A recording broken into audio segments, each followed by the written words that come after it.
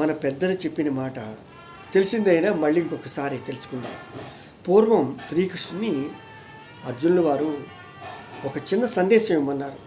అయితే ఆ చిన్న వాక్యంలో దుఃఖంలో ఉన్న వాళ్ళకి సంతోషాన్ని, సంతోషంలో ఉన్న వాళ్ళకి దుఃఖాన్ని కలిగించేట్టుగా ఉండాలి అని అడిగారు. అప్పుడు శ్రీకృష్ణ పరమాత్మ ఈ సమయం గడిచిపోతుంది, ఈ సమయం గడిచిపోతుంది అని ప్రతి ఒక్కరూ గుర్తుపెట్టుకోవాలి అని చెప్పారు. దుఃఖంలో ఉన్నవాళ్ళు ఈ సందేశాన్ని చూసినట్లయితే ఈ దుఃఖ సమయం గడిచిపోతోంది, మనకి ఇంకా సంతోషాల సమయం వస్తుంది అని చాలా సంతోషంగా ఉండగలుగుతారు.